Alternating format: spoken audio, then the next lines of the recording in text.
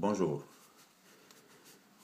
Voilà, je viens aujourd'hui vous parler de plusieurs choses parce que ça fait plusieurs mois que j'ai pas fait de vidéo, enfin un mois on va dire. Et là je suis un peu embêté concernant ce qu'on appelle en France la dissidence. Parce que j'ai vu plusieurs personnes se disputer. J'ai vu M. Joe Dalton, M. Alain Soral, M. Salim Laibi, M. Ahmed Moualek. Et tous ces gens-là sont en train de se disputer, de s'insulter, de s'insulter sur Internet. Et je trouve que c'est vraiment pathétique et lamentable. Parce qu'il faut savoir une chose, c'est que tout ce que vous dites,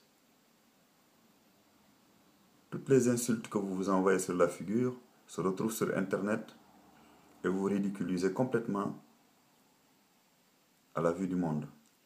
Parce qu'il faut savoir que maintenant on est à l'ère d'Internet, donc tout ce que vous dites est vu à travers le monde. Ça, il faut le savoir déjà.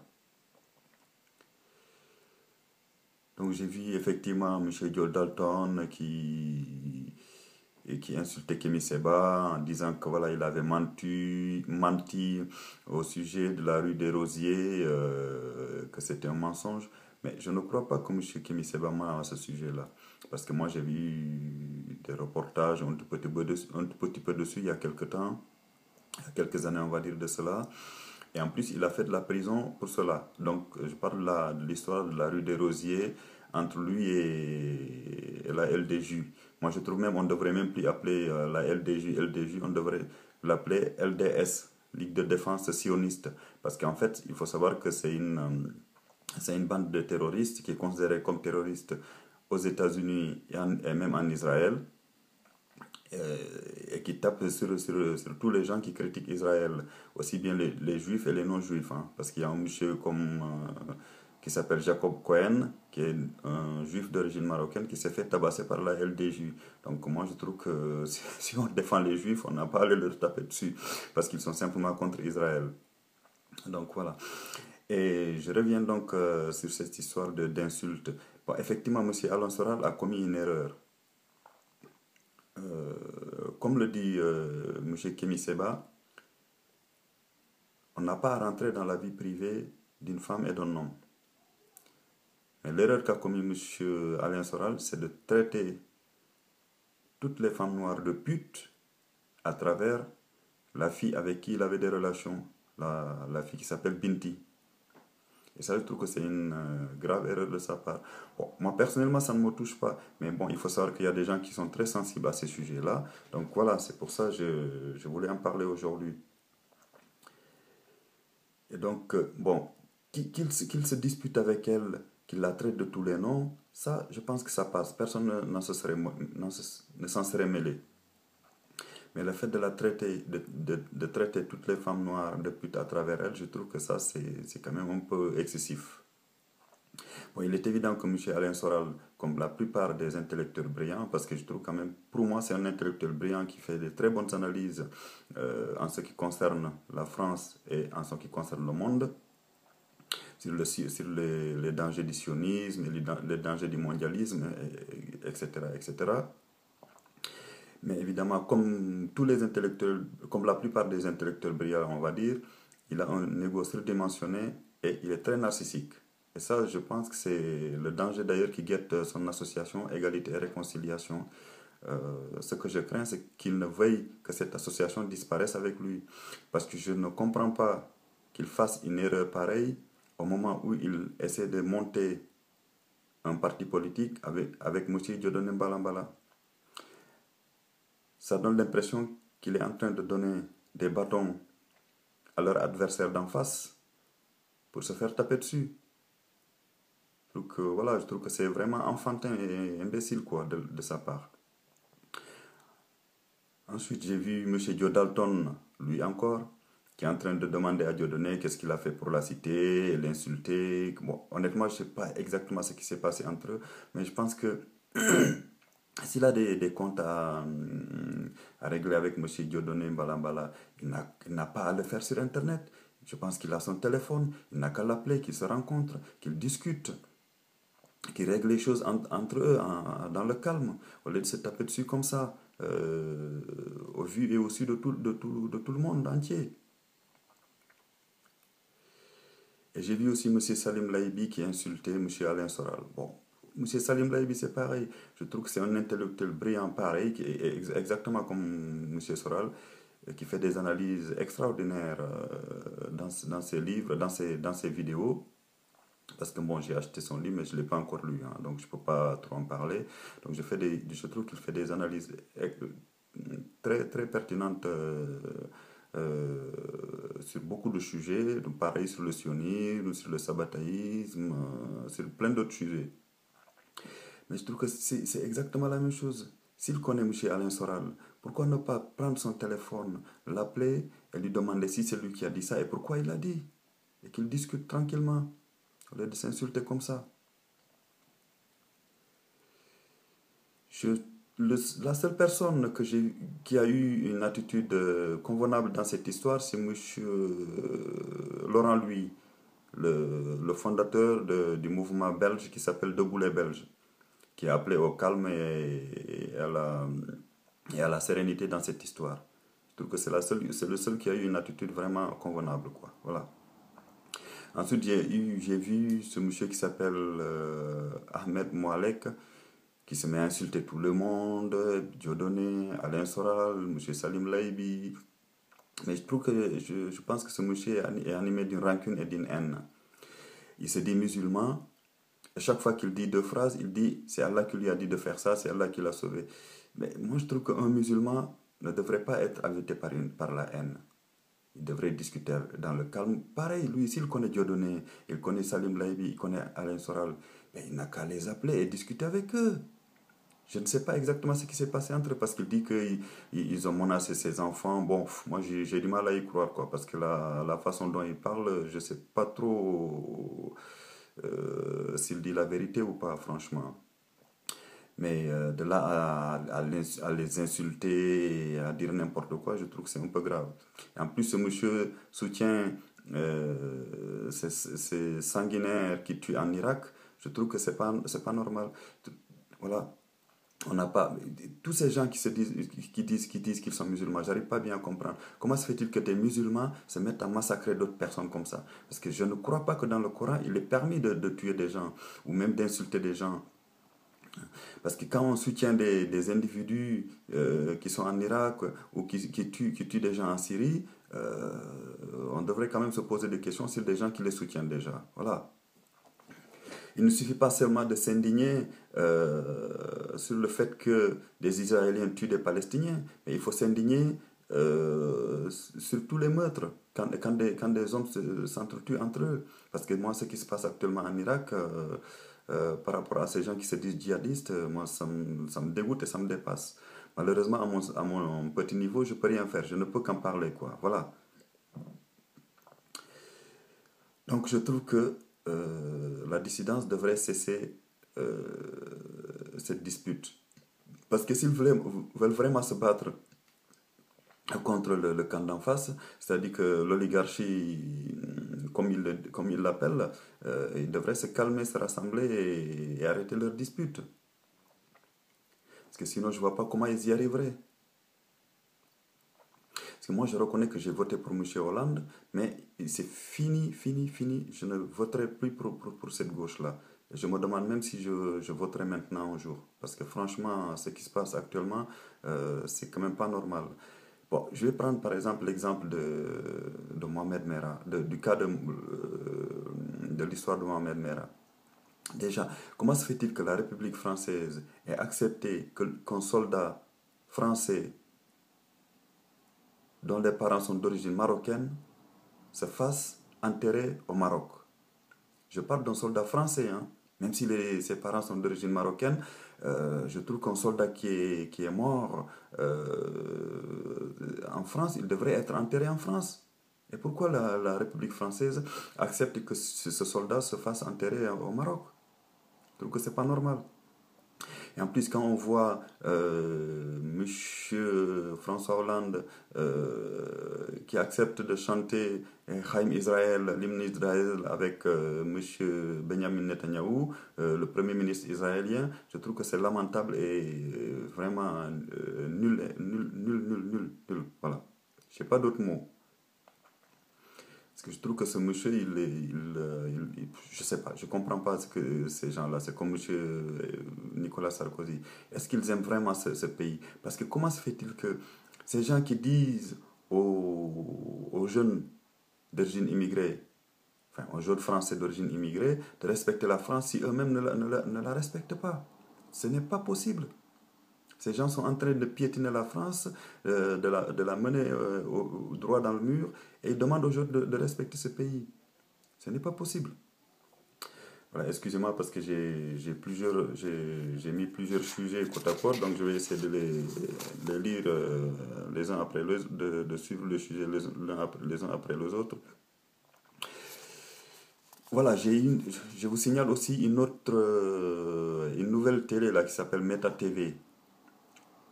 Ces gens, je trouve qu'ils font un travail extraordinaire parce qu'ils invitent des gens de toutes les opinions. Et ça, je trouve qu'on n'a pas l'habitude de voir ça en France. Et je pense que même à travers le monde, on n'avait jamais vu ça. Et parce qu'ils invitent des gens comme, ils interviewent comme des gens comme M. Robert Forisson, comme un type comme M. Daniel Conversano qui se dit fasciste et raciste, des gens de gauche aussi. Ben, bon, moi par contre, ce que je reproche aux gens de gauche, c'est qu'ils ne veulent pas trop débattre, hein, d'après ce que l'animateur M. Tepadi. Donc il a apparemment fait plusieurs appels aux gens de gauche et il se dérobe à chaque fois. Donc voilà, je trouve qu'il faudrait soutenir cette nouvelle télé parce qu'ils font vraiment un travail formidable. Donc c'est Meta TV, M-E-T-A, plus loin TV. Et il faut les soutenir en ce moment parce qu'ils sont attaqués par la LICRA du fait qu'ils ont interrogé M. Robert Forisson. Voilà. De façon, pour moi, la LICRA, c'est une bande de sionistes. Bon, ils se disent défendre l'antisémitisme, mais je sais pas vraiment moi ce que c'est que l'antisémitisme. Parce que quand on parle d'antisémitisme, je pense plutôt que ce sont des sionistes qui essaient d'utiliser ce terme pour défendre Israël, parce que je ne vois absolument pas. Parce que si on dit par exemple que les Arabes sont antisémites, mais les Arabes sont eux-mêmes sémites, donc c'est complètement incongru de dire que c'est des antisémites. D'ailleurs, l'antisémitisme, ça veut dire quoi? Je ne suis pas sûr que les gens... Ben, effectivement, moi, je ne suis pas qu'on dise que les juifs dominent le monde, ou les juifs sont ceci. Non, pas les juifs, mais il y a quelques juifs sionistes. C'est surtout les sionistes qui ont un danger mondial actuellement. Ça, effectivement, il faut le reconnaître. Parce qu'en France, par exemple, ils sont en train de rendre la liberté d'expression de plus en plus impossible. Et donc, les gens n'arrivent plus à s'exprimer. Dès que vous parlez, vous dites quelque chose, vous êtes attaqué auprès des tribunaux. Et en plus, je pense, je ne suis pas sûr, mais je pense quand même que, en général, des gens comme M. Jakubowicz, président de la LICRA, qui est un sioniste pur et dur, quand il dépose plainte, c'est qu'il dépose la plainte auprès de sionistes. Donc il faut savoir, enfin, moi je ne suis pas sûr que quand vous déposez une plainte auprès d'un sioniste, un juge sioniste ou un tribunal où il y a plein de sionistes, que le jugement va être vraiment partial, quoi. Parce que, à mon avis, les sionistes, c'est des hystériques, hein. C'est comme d'ailleurs les gens qui se disent islamistes. Moi, je trouve que tous ces gens-là, c'est des gens arrangés dans le même camp, quoi. Donc, s'il y a une plainte de la LICRA, je pense qu'ils savent très bien auprès de qui ils vont déposer leur plainte, hein. Ils ne le déposeront certainement pas auprès d'un juge impartial, mais je pense qu'ils choisissent les juges sionistes pour qu'ils puissent condamner les gens contre qui ils déposent leur plainte. Heureusement qu'en France, il existe encore quelques juges impartiaux qui rendent la justice comme il faut, franchement. Parce que sinon, on est vraiment mal parti. Bon, si on prend le cas de M. Dieudonné Balambala, après, on peut être d'accord ou pas avec ce qu'il dit. Mais moi, je ne vois pas pourquoi des gens comme M. Valls disent qu'il agite la haine. Il n'agite pas la haine. C'est un humoriste. Qu'il dit des choses sur la Deuxième Guerre mondiale, sur les camps de concentration, sur la Shoah. Bon, c'est de l'humour. En quoi cela peut entraîner la haine? On entend souvent la haine, la haine, la haine, la haine. Toute cette gauche-là qui nous parlait à une époque d'amour, de fraternité, maintenant, ils n'ont que la haine dans la bouche. Qu'est-ce que ça veut dire la haine? Est-ce que les Français sont débiles pour ne pas comprendre que M. Dieudonné Balambala, c'est un humoriste? Parce que moi, honnêtement, j'ai écouté plein de ses vidéos. Je ne l'ai jamais entendu dire aller taper sur celui-là ou aller taper sur celui-ci ou aller détruire les biens de qui que ce soit.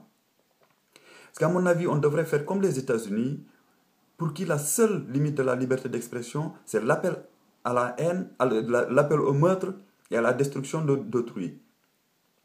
Bon, je prends l'exemple d'une vidéo que j'ai vue récemment. Monsieur Philippe Tesson, je suppose que c'est un juif sioniste, qui appelle à tuer Dieudonné.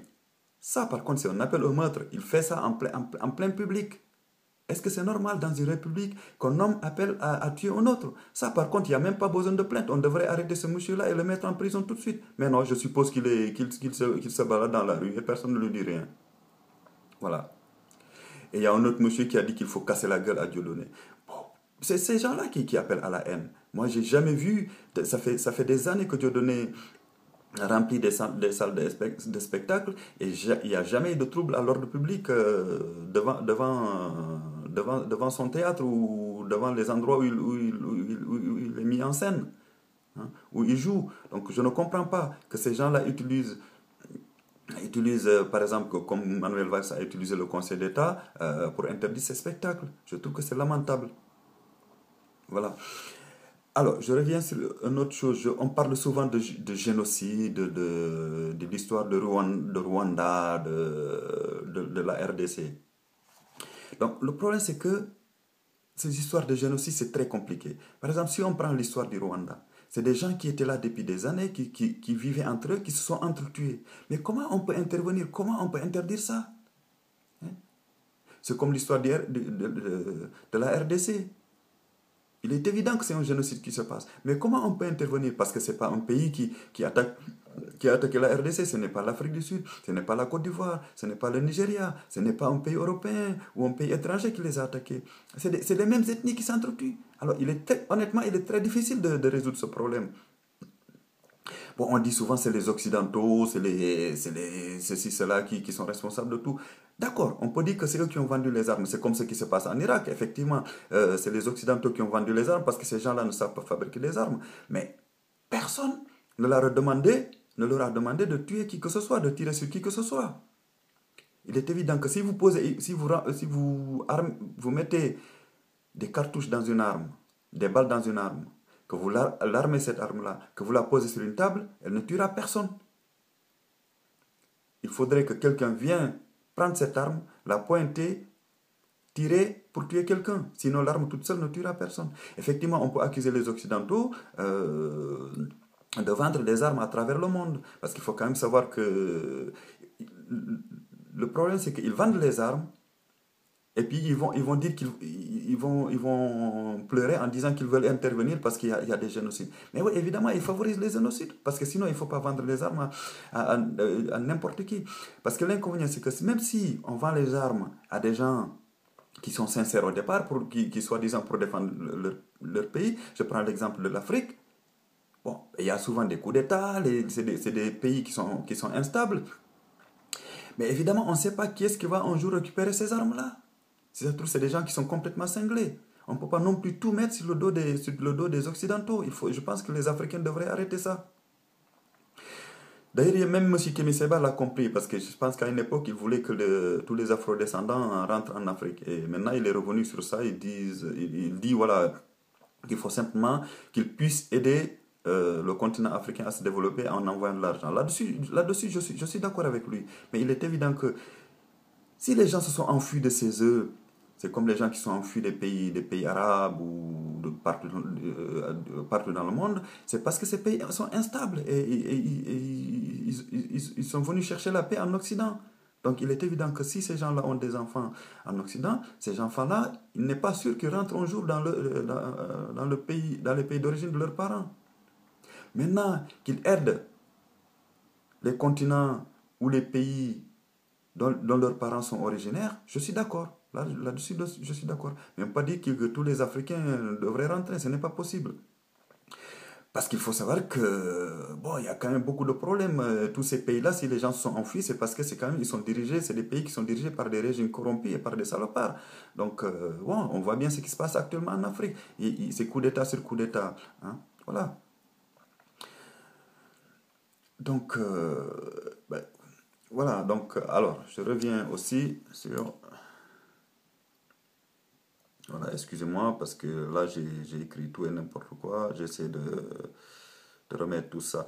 Voilà, il y a aussi l'histoire de... Je voulais revenir sur l'histoire des Juifs et l'esclavage. Bon, moi je trouve que... Voilà, on devrait dire quand même les choses comme il faut. Je ne sais pas. D'après, bon, j'ai entendu une conférence du docteur Govis Gomez disant qu'effectivement, lors de l'esclavage, il y a des Juifs qui ont participé à l'esclavage. Et il y a même l'ancien président de la Ligue israélienne des droits de l'homme, Monsieur Israël Chak, qui a dit qu'effectivement, il y a des juifs qui ont participé. Mais on ne peut pas non plus accuser tous les juifs d'avoir participé à ça. C'est comme la colonisation. On ne peut pas dire que c'est tous les Européens ou à l'esclavage, c'est tous les Européens qui ont participé. Non, c'est quelques Européens. Donc il ne faut pas mettre tous les juifs dans le même sac. Actuellement, c'est pareil, hein, ce qui se passe en Israël. C'est pas tous les juifs, même il y a même des juifs qui sont en Israël qui sont contre le régime israélien. Donc voilà, je suis pas d'accord qu'on mette tous les juifs dans le même sac. Donc il faudrait faire attention à ça. Mais effectivement, il faut pointer, à mon avis, c'est que le danger actuellement du monde, c'est le sionisme. Parce que si on voit des types comme Monsieur Enrico Machas qui dit qu'il se couche et qu'il se lève, il se couche en pensant à Israël. Monsieur Dominique Strauss-Kahn qui dit qu'il il se lève chaque jour en pensant à ce qu'il peut faire pour Israël. Hein. Et Monsieur, comment s'appelle, Bernard-Henri Lévy qui dit qu'il a provoqué que la guerre qui s'est passée en Libye, c'est bon pour Israël. Je trouve quand même c'est grave. Et un type comme M. Arnaud Klasfeld, qui est payé par nos deniers au Conseil d'État et qui est allé faire son service militaire en Israël, je trouve que tout ça, c'est pas normal. Voilà. Et notre République est en train franchement de battre de l'aile. Et on devrait faire attention à ça. Donc voilà, là j'ai abordé évidemment beaucoup de choses. Voilà, je voulais aussi signaler un monsieur qui s'appelle monsieur Eric Fioril. Il faut vraiment écouter ce qu'il dit. C'est un monsieur qui a des analyses très très intéressantes, aussi bien d'ailleurs que monsieur Étienne Chouard. Parce que ces gens, c'est des gens dont le pouvoir n'intéresse pas.